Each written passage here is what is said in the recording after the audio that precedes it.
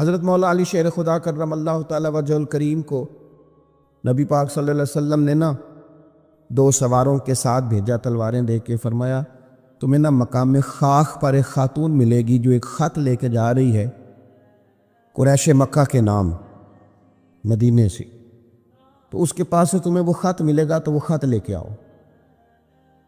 حضرت مولا علی شیر خدا کرم اللہ تعالی وجہ الکریم 2 صحابہ کے ساتھ وہاں پہنچ گئے۔ اس خاتون کو اسی مقام پہ پا لیا جہاں نبی پاک نے بتایا تھا۔ اب سفر میں یہ طے نہیں ہوتا کہ کہاں ملاقات ہوگی، طے نہیں ہوتا، لیکن حضور نے طے کر کے بتایا، فرمایا مقام خاک پہ ملے گی۔ تو حضرت علی کہتے ہیں وہی ملی جہاں مدینے والے نے بتایا تھا۔ ابھی تک لوگوں کو حضور کے علم شریف کی دلیلیں نہیں مل رہی، جہاں بتایا تھا وہیں عورت ملی۔ تو حضرت علی کہنے لگے وہ خط لا، کہنے لگی کون سا خط؟ کوئی شے نہیں۔ اب اس کا جو تھیلا تھا سامان والا وہ تلاش کیا، گھوڑے یا اونٹ پر سوار تھی ساری تلاشی لی، جو اس کے پاس چیزیں تھیں وہ ساری اس سے دیکھ لی، خط ملا کوئی نہیں۔ اب ایک صحابی بیچ میں سے کہنے لگے علی پتہ نہیں اب یہ خط کہاں چھوڑ رہی ہے، کیا معاملہ ہے، تو اب کیا کریں، یہ خاتون بھی ہے۔ تو حضرت مولا علی شیر خدا نے تلوار نیام سے باہر نکالی، آپ فرمانے لگے بی بی 2 حرفی بات ہے، میرے رسول نے کہا خط تیرے پاس ہے، چاند ٹوٹ سکتا ہے، تارے جھڑ سکتے ہیں، حضور نے فرمایا تو خط تیرے پاس سے نکلے گا۔ ہاں بات ختم ہو گئی، جو دن کو کہہ دیا دن ہے تو دن نکل آیا، اور جو شب کو کہہ دیا شب ہے تو رات ہو کے رہی، اور خدا نے ان کی زبان کو وہ اختیار دیا کہ جو نکلی منہ سے ان کے وہ بات ہو کے رہی۔ خط تیرے پاس ہے تو تو نے دینا ہے، اب یہ بتا تو نے کیسے دینا ہے تیرے پاس، بتا کس طرح دے گی۔ جب اس نے مولا کائنات کی بات سنی اور شیر کے شیروں والے تیور دیکھے تو اس نے اپنے بال کھولے اور خط نکال کے دے دیا، کہنے لگے یہ خط ہے۔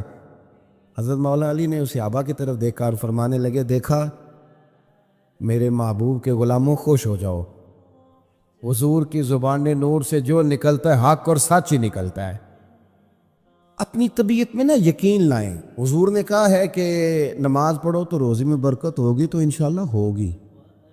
تو پھر اذان کے ٹائم دکان بند کرنی ہے، نماز سے چھٹی نہیں کرنی، مسجد آنا ہے۔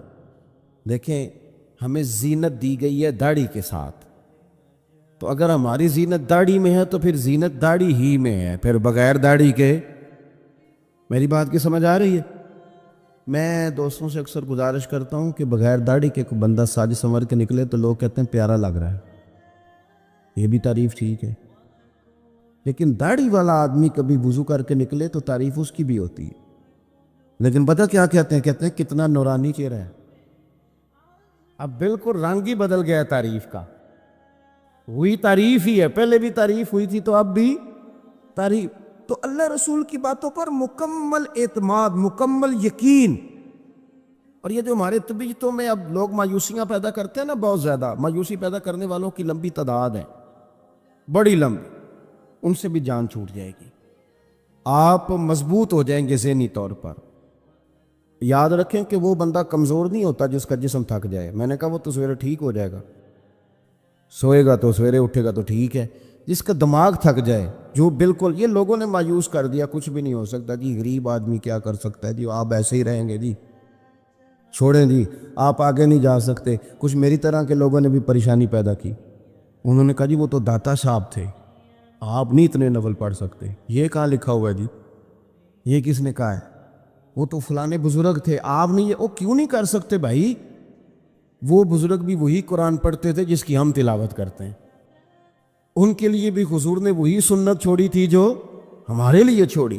ایک ملنگوں کا ٹولہ ہے، وہ بھی بڑی پریشانیاں پیدا کرتا ہے، وہ کہنے تینوں کسی نے کچھ کیتا ہے، وہ بھی بندہ گیا سرے سے، کام سے گیا۔ وہ خدا کے بندے، ہمارے ہاتھ میں رب رسول کا دامن ہے، کوئی کچھ کر بھی دے تو مدینے والے نے فرمایا تو سورت بقرہ پڑھا کر گھر میں، جن کیا شیطان بھی تیرے گھر سے دوڑ جائے گا۔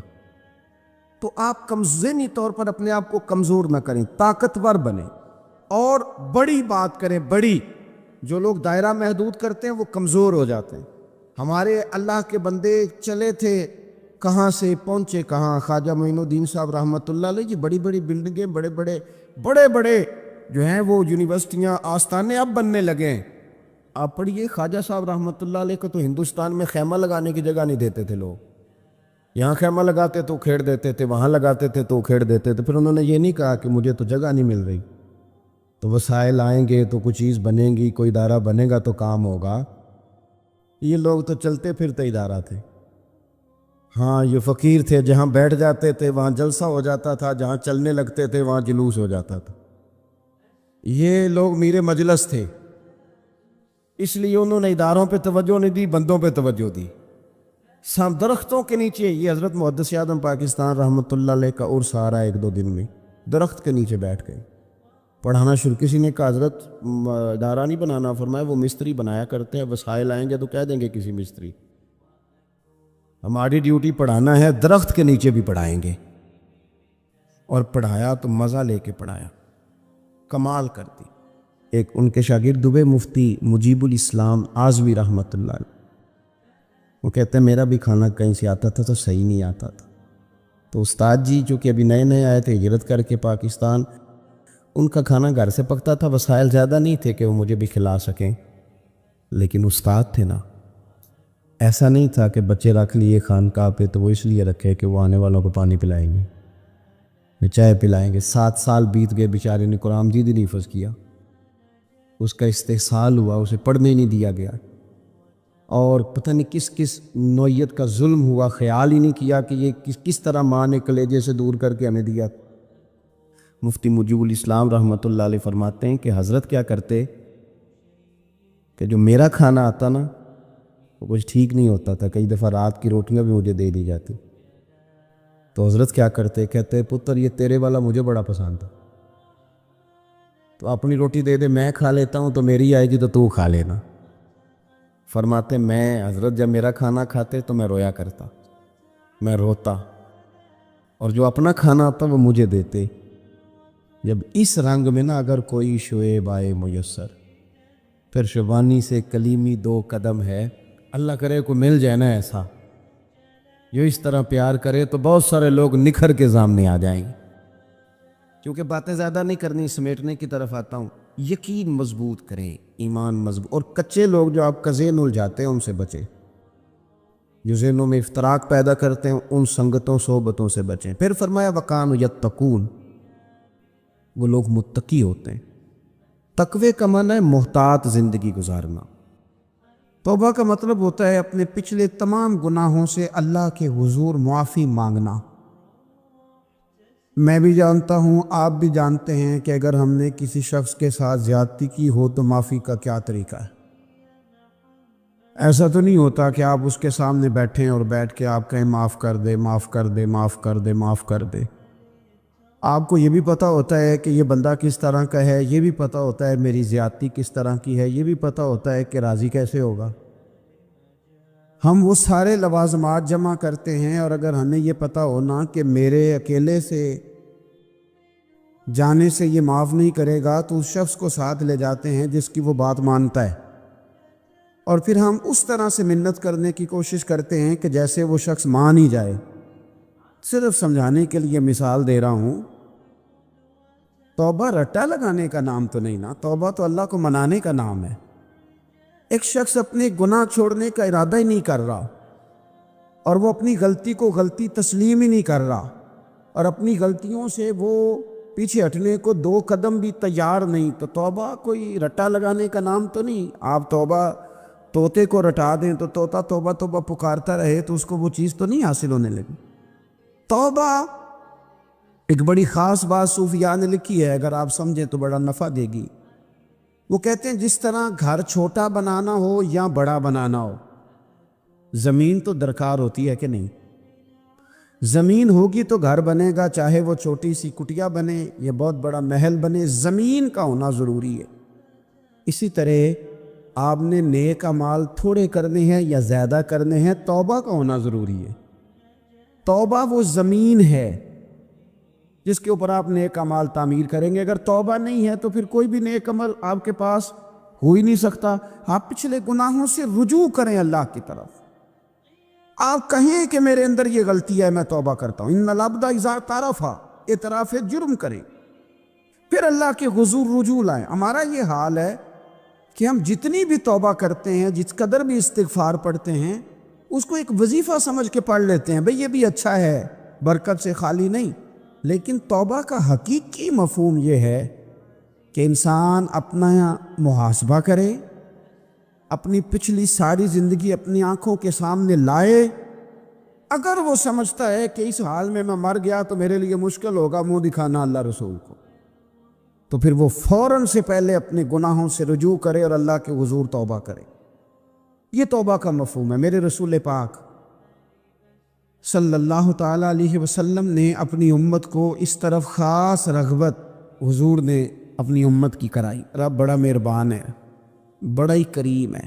وہ تو کسی بندے کی اونٹنی اگر کبھی گم ہو جائے صحرا میں، اور اس طرح گم ہو کہ پیسے بھی اونٹنی پہ ہو، کھانا بھی اونٹنی پہ ہو، کپڑے بھی اونٹنی پہ ہوں، علاقہ بھی صحرا کا ہو، اور اس نے کسی ٹہنی کے ساتھ باندھی ہو، پھر وہ سو جائے، سو کے اٹھے تو اونٹنی غائب ہو۔ اب وہ اتنا پریشان ہو کہ آگے پیچھے دائیں بائیں دیکھا تو پتہ چلا کہ اونٹنی تو غائب ہو گئی، نہ کھانا ہے، نہ پیسے ہیں، نہ کپڑے، نہ سواری ہے، علاقہ صحرا کا ہے، پیدل جا بھی نہیں سکتا۔ تو فرمایا جس طرح وہ بیٹھ کر موت کا انتظار کرنے لگتا ہے، اور وہ منتظر تھا کہ اب موت ہی آئے گی، اب کوئی اور سہارا نہیں، فرمایا اچانک اگر اونٹنی سامنے آ جائے تو اسے کتنی خوشی ہوگی؟ یا رسول اللہ اسے تو بڑی خوشی ہوگی۔ فرمایا جب رب کا بندہ توبہ کرتا ہے تو اللہ کو اس سے بھی بڑھ کر خوشی ہوتی ہے کہ بندہ توبہ کر گیا، اپنے گھر واپس آ گیا ہے، اس نے بات مان لی۔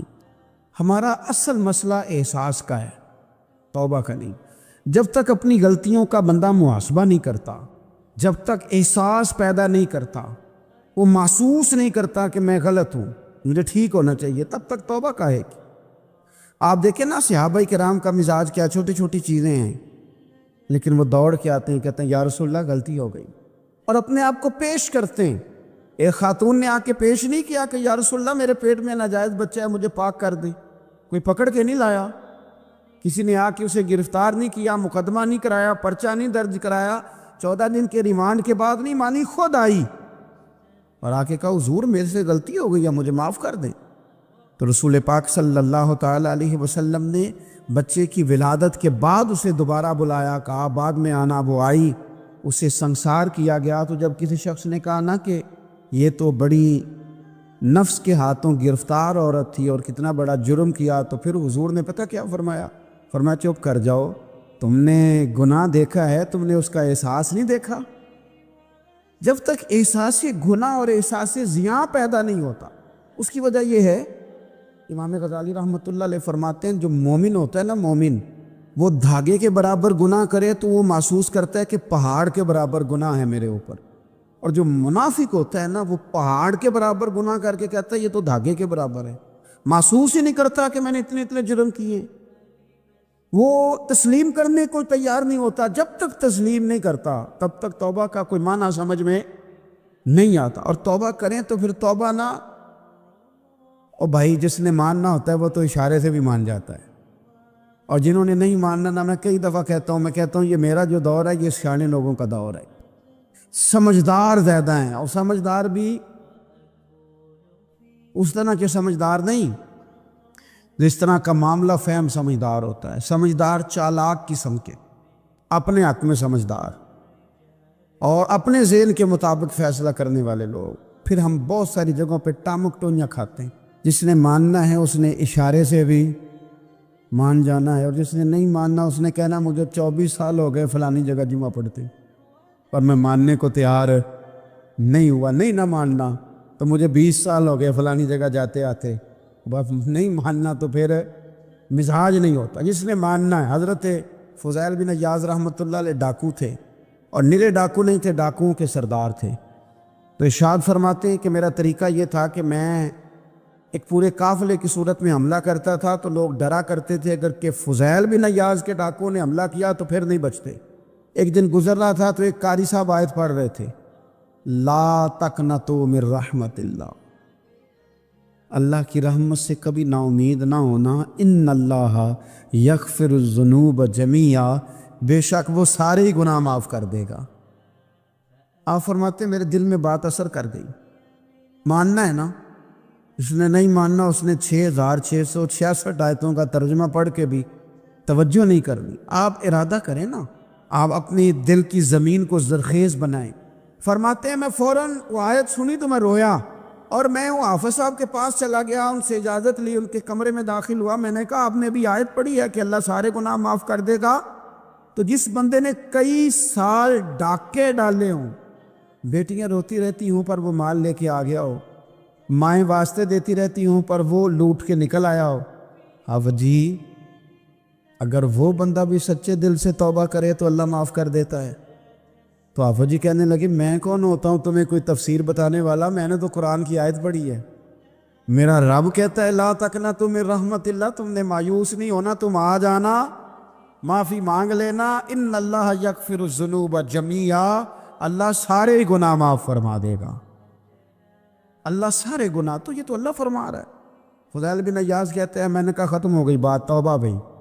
واپس آیا تو وہ میرے ساتھ جو تھے نا، ان سے میں نے کہا سردار نیا تلاش کر لو بھائی۔ اب ارادے بدل گئے، پروگرام کچھ اور ہو گیا۔ اب تو لوگ ہمیں تانے دیں گے، اب تو لوگ باتیں کریں گے کہ اوتھے کی لین جانا ہے۔ فضیل بن عیاض کہنے لگے بس بھائی توبہ کرنی، اب تم کوئی اور سردار تلاش کر لو۔ اور اوپر اوپر سے نہیں کہا، توبہ کی تقریریں نہیں کی، دوسروں کو میسج نہیں بھیجے، اور لیکچر نہیں جھاڑے، رو کے کہا، درد سے کہا، دل سے کہا۔ تو وہ جو باقی کے تھے نا، ان پر سردار کی بات کا اثر ہوا۔ کہنے لگے سردار ہم نے سردار نیا نہیں ڈھونڈنا، اگر چوریاں مل کے کی ہیں تو اب تو اس طرح تو نہ کر، توبہ بھی مل کے ہی کریں گے، اب اللہ اللہ بھی مل کے ہی کریں گے، اب بس تو اگر ادھر جائے گا تو ہم بھی تو جائیں گے نا۔ اللہ اکبر۔ فضیل بن عیاض کہتے ہیں ظاہر ہے مال لوٹا کرتے تھے، میں نے مسئلہ پوچھا علماء سے تو انہوں نے بتایا کہ یہ تو حقوق العباد کا مسئلہ ہے، جو لوٹا وہ تو واپس کرنا ہی پڑے گا۔ اب میں نے وہ پیسے جمع کیے، اب سارے تو میرے پاس تھے نہیں، جتنے میں دے سکتا تھا دیے، جو کھا چکا تھا وہ رہ گئے۔ ایک یہودی کے پیسے رہ گئے، اس کے گھر چلا گیا، میں نے جا کے اسے کہا میاں میں نے کر لیا توبہ، اور میں وہ فضیل بن عیاض ڈاکو ہوں جس کے تیرے گھر سے اتنا مال لوٹا تھا، میرے پاس پیسے کوئی نہیں، وہ پیسے لگ گئے، اب تو اس طرح کر مجھے معاف کر دے۔ وہ کہنے لگا نا جناب، یہ بھی کبھی کبھی ہوتا ہے، لوگ نا شرافت کو بزدلی سمجھ لیتے۔ فضیل بن عیاض سے کہنے لگا میں تو پیسے لوں گا، ایسے تو نہیں معاف کرتا۔ آپ فرمانے لگے پیسے تو کوئی نہیں، یہ سچی توبہ ہے۔ وہ کہنے لگا پھر اس طرح کرو، میری اونٹوں کو چارہ ڈالو، پیسے پورے ہوئے تو چلے گا نا۔ کل ڈاکو تھے، ابھی وہ تلوار چلانی آتی ہے، نیزہ چلانا آتا ہے، ڈٹنا آتا ہے، اعصاب مضبوط ہیں، مسئلہ کوئی نہیں، لیکن توبہ سچی کی ہے نا، یہ سچی توبہ والے لوگوں کا طریقہ ہے۔ اس سے کہہ سکتے تھے کہ جا آج تھولب دینی لے لے، تو یہ کہا معاف کر دے، تو تیار ہی نہیں ماننے کو۔ حضرت فضیل بن عیاض کہنے لگے اگر اونٹوں کو چارہ ڈالنے سے تو معافی دیتا ہے نا، تو میں تیرے اونٹوں کو چارہ ڈالنے کو بھی تیار۔ کیوں کہ راضی اللہ کو کرنا ہے، اپنے ضمیر سے بوجھ اتارنا ہے، بندوں کے سامنے سرخرو نہیں ہونا، اللہ کے حضور ہونا ہے۔ توبہ کا مطلب ہے رب کی بارگاہ میں سرخرو ہونا، بندوں کے سامنے نہیں۔ حضرت فضیل بن عیاض کہنے لگے ڈالیں گے تیرے اونٹوں کو چارہ، کیوں نہیں ڈالنا۔ 2-4 دن چارہ ڈالا تو وہ یہودی ایک دن کہنے لگا کہ یہ نا ٹھیکریوں سے بڑی ہوئی تھیلی ہے، یہ تو ذرا اٹھا کے لا۔ حضرت فضیل بن عیاض نے اٹھا کے اسے دی، جب اس نے کھولی تو اشرفیوں کی بھری ہوئی تھی۔ تو آپ فرمانے لگے تو کہہ رہا تھا ٹھیکریاں اٹھا کے لا۔ کہنے لگا میں تورات بڑی پڑھتا ہوں، عالم ہوں، میں نے تورات میں پڑھا تھا کہ مسلمان جب سچی توبہ کر لیں گے نا تو رب ٹھیکریوں کو بھی سونا بنا دیا کرے گا، پھر یہ مٹی کے ڈھیلے اشرفیاں بنا کریں گے۔ تو میں نا تیری توبہ چیک کر رہا تھا، یہ اس میں نے روڑے بڑے ہوئے تھے، لیکن تو اٹھا کے لایا، تو تیری توبہ بھی سچی ہے اور تمہارا دین بھی سچا ہے۔ اب اس طرح کر، معافی شرط پہ دوں گا کہ مجھے کلمہ پڑھا تاکہ میں بھی مسلمان ہوتا ہوں۔ तौबा के मामले में एहसास, और मैंने कहा कि जिसने इशारा लेना है इशारा, एक जाजान नाम का ना गवैया था, आवाज़ बड़ी सुरीली थी। शराब खाने में जब महफिलें सजती थी तो माज़अल्लाह वो गाने गाया करता था, सुरीली आवाज़ थी। हज़रत अब्दुल्ला इब्ने मसूद हुजूर के सहाबी, हुजूर ने फरमाया अब्दुल्ला इब्ने मसूद उसी तरह कुरान पढ़ते हैं जिस तरह मेरे ऊपर नाजिल हुआ था। अब्दुल्ला इब्ने मसूद ना छोटा कद और पतली पतली टांगें थी हज़रत अब्दुल्ला इब्ने मसूद। एक दिन दरख्त पे चढ़े हुए थे तो कुछ लोगों ने ना, बच्चे करते हैं ना मजाक, माज़अल्लाह कुछ ने कहा कितनी पतली टांगें। अल्लाह के महबूब अलैहिस्सलाम ने फरमाया क़यामत के दिन अब्दुल्ला इब्ने मसूद की टांगों का वज़न उहद पहाड़ से भी ज़्यादा होगा। ज़बरदस्त सहाबी है। और हुजूर ने फरमाया मैंने जिसको गवर्नर बनाया, किसी जगह अमीर बनाया, मशवरा करके बनाया, अगर मैं किसी को बग़ैर मशवरे के अमीर बनाता तो अब्दुल्ला इब्ने मसूद को बनाता। हज़रत अब्दुल्ला इब्ने मसूद गुजर रहे थे तो वो जो जाजान नाम का गवैया था वो गाने गा रहा था। हमारी जो तकरीरें हैं ना जी, मेरी तरह के लोग, वो चूँकि जुम्मा पढ़ाना है, 45 मिनट पास करने हैं, तो ना वो ज़ौक़ से तैयारी, ना वो दर्द। कौम की इस्लाह, एक मेरे हस्सा फरमाया करते थे तुम्हारा बच्चा बिगड़ जाए तो कितने पापड़ बेलते हो सही हो जाए। यकदम खुदा न खास्ता खाकम बदहन, करोड़ दफ़ा अल्लाह माफ़ करे, किसी बाप को रात को खबर मिल जाए कि तेरा बेटा नशा करता है, सोएगा रात को, रोएगा कि नहीं मुसल्ला बिछा के। लेकिन ये सिर्फ अपने बेटे के बारे में है। काश कौम के हर बेटे के बारे में हमारा यही ज़हन बन जाए कि यार ये क्यों बिगड़ गया है। और इस दर्द से जब हम इस्लाह करेंगे, तकरीर करेंगे, फिर आप महसूस करेंगे कि अल्लाह उसमें असर भी पैदा करे और उसमें तासीर आती। हज़रत अब्दुल्ला इब्ने मसूद गुजरे तो अब दर्द था ना दिल के अंदर, और अगर किसी ने तौबा करनी आती तो जुमले से भी कर लेनी। अब गुजरे, सुरीली आवाज़ कानों में आई, खड़े होकर कहने लगे कौन है? का जनाब जाजान नाम का गवैया है। मुस्तफ़ा करीम के शानों वाले ग़ुलाम की ज़ुबान से लफ्ज़ निकले, कितनी सोहनी आवाज़ है, काश ये कुरान पाक की तिलावत करता। अल्लाह अकबर, काश कोई ऐसा हो तो सही जो हमें कहे कि काश यार तू कुरान पढ़ता, कितनी सोहनी आवाज़ है, काश तू नाद पढ़ता। कोई कहे तो सही, कोई कहता ही नहीं, कोई कहता ही नहीं कितना सोना चेहरा है, काश इस पे दाढ़ी होती। कोई कहता ही नहीं मेरी मिल्लत के जवानों को। सैकड़ों लोग हैं। एक बच्चा मुझे एक दफ़ा मिला लाहौर में, तो मेरे गले रख के इस तरह रोया जिस तरह को बिछड़ा हुआ रोता है। कहने लगा पीर साहब मर जान लगे हैं, कुछ साड़ी सलाह ही नहीं करता, खूब गए गुनाह में, कोई बाँ ही नहीं फटता, कोई मिले तो सही जो हमारे दुखों का मदावा करे। कोई नहीं, अपनी अपनी नफ्सा नफसी, कोई बात बताने वाला ही नहीं। मैं अक्सर दोस्तों से कहता हूँ कि बड़े शौक़ से सुन रहा था ज़माना, तो हम ही सो गए दास्तां कहते कहते।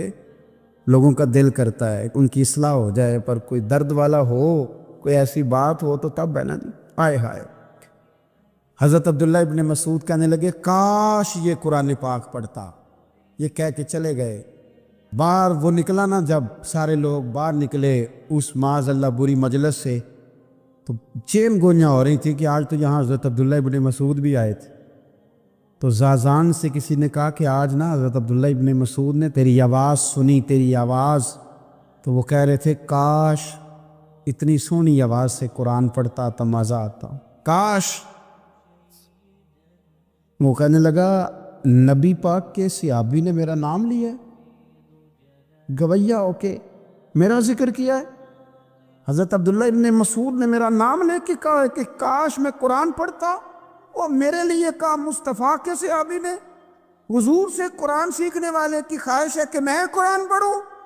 दौड़े गए, किधर मिलेंगे अब्दुल्ला इब्ने मसूद? फलां जगह गुस्ल किया, वुज़ू किया, पैरों में लग गए जाके। कहने लगे सोनिया, जिसके कुरान पढ़ने की तारीफ मदीने वाले करें वो मेरे बारे में कहे कि मुझे कुरान पढ़ना चाहिए था। आज से मैंने ठोकर मारी सारे गानों को, सिखाओ मुझे कुरान, मैं कुरान ही पढ़ा करूँ। मैं कुरान पढ़ूंगा, मैं पढ़ पढ़ के सुनाऊंगा। लोग मेरी ज़ुबान से अल्लाह के कलाम की तिलावत सुना करेंगे। कोई बैठा हुआ मुझे दूर दुआ देता है, मैं डूबता हूँ समुंदर उछाल देता है। कोई तो हो ना जो कहे, कोई तो। फरमाने लगे बस हो गई हुजूर, आप देखेंगे میں قرآن ہی پڑھوں گا، میری زبان سے اب اللہ کی کتاب کی تلاوت ہی ہو گئی، طے ہو گئی بات۔ تو کسی نے نصیحت لینی ہے توبہ کے لیے تو ایک جملہ بھی کافی ہے، ایک جملہ بھی۔ اور میں نے کہا کہ اگر صرف تقریریں سننی ہیں، واعظ ہی سننے اور ساری زندگی اسی پہ لگانی ہے کہ آج بڑا جملہ کا، آج بڑا مزہ آیا، آج فلانی بات ہو پہلی دفعہ سنی، کچھ قرضے دے کے جان چھوٹے گی، اس کے بغیر جان نہیں چھوٹتی۔ اپنی قضا نمازوں کا حساب لگائیں اور ان کو صحیح کر کے ادا کریں۔ ایک مسئلے میں بڑی دیر سے دوستوں کو اشارے کنایاتاً باتیں کہہ رہا ہوں، پھر کہتا ہوں، میں نے شب برات کو تفصیل سے یہ بات کی تھی، پھر کرتا ہوں، اپنے معاملات کو صاف کریں۔ لینے دینے کے مسائل میں اپنے آپ کو ایک میں منت کے ساتھ بات کرنے لگا ہوں اپنے دوستوں سے،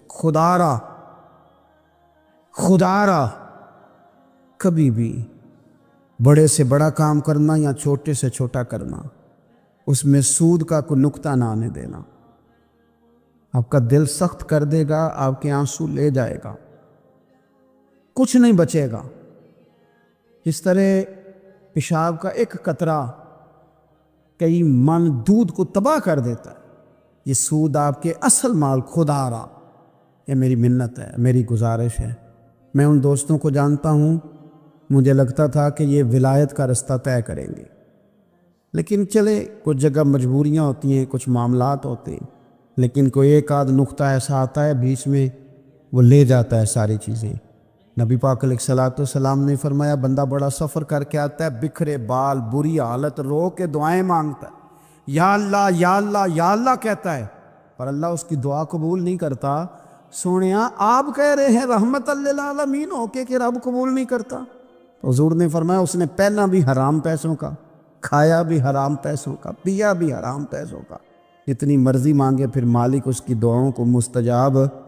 ہمارا ایک تو ہے اپنا عمل، ایک ہے توبہ، ایک بات کی اعمال ہم نے۔ ایک آخری بات یہ آپ سے کرنی ہے کہ ہمارے ذمے جس طرح ہمارے بچوں کی ڈیوٹی ہے نا، بیوی کا نان نفقہ خامد کے ذمے ہوتا ہے، ماں باپ بوڑھے ہوں تو ان کی ڈیوٹی اولاد کے ذمے، اسی طرح قیامت تک نبی کوئی نہیں آئے گا، دین کی جو ڈیوٹی ہے وہ نبی پاک کی امت نے ادا کر دی۔ اور اللہ کیا فرماتے ہیں قرآن مجید کی سورہ محمد صلی اللہ تعالی علیہ وسلم، اللہ فرماتے ہیں، یا ایھا الذین آمنوا ان تنصروا اللہ ینصرکم، اے ایمان والو اگر تم اللہ کے دین کی مدد کرو گے تو اللہ تمہاری مدد کرے گا، وَيُثَبِّتْ أَقْدَامَكُمْ، اور اللہ تمہارے قدموں کو جما دے گا،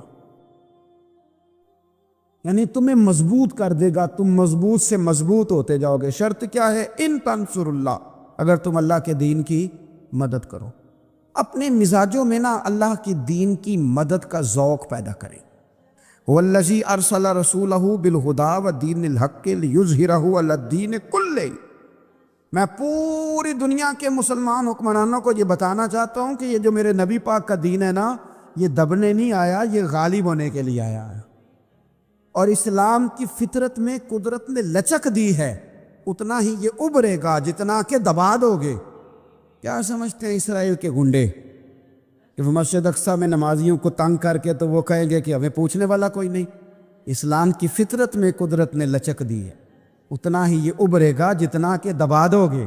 بانجھ نہ سمجھا جائے اس امت کو، بس یہ جو مسلمان حکمران ہیں یہ اتنی بات سمجھ لیں کہ تم جب ان یہودیوں سے، کافروں سے معاہدے کرتے ہو تو تمہیں تو کچھ خیال نہیں آتا، تم تو صرف دنیا داری دیکھ کے چلتے ہو۔ کاش بال بچہ دیکھتے ہوئے، مال دیکھتے ہوئے، ملک اور زمین دیکھتے ہوئے تم ایک دفعہ اللہ کا دین بھی دیکھو۔ یہ تمہاری ذمہ داری ہے، یہ نبی پاک نے ڈیوٹی لگائی ہے۔ اپنا اپنا کردار ہمیشہ دین کے لیے پیش کریں، اپنا اپنا کردار۔ وہ ضروری نہیں کہ چندے کی صورت نہیں ہو، آپ کسی بے نمازی کو نماز کا مشورہ دیں، آپ نے دین کی خدمت کی۔ آپ نے ماں باپ کے نافرمان کو فرما برداری کا مشورہ دیا تو آپ نے دین کی خدمت کی۔ اگر آپ نے کسی بندے کو کہا یار تیرا قرآن پاک ٹھیک نہیں، چل قاری صاحب کے پاس، تیرا تلفظ ٹھیک ہونا چاہیے، کو آدھا گھنٹہ نکال کے سیکھ لے، یہ لفظ کہنے سے ہی آپ نے دین کی خدمت کی۔ میرے نبی پاک صلی اللہ تعالی علیہ وسلم نے فرمایا ایک جملہ بول کے جو دین کی دعوت دے گا، ایک ایک جملے پہ اللہ 1,000 سال کی عبادت کا ثواب دے گا۔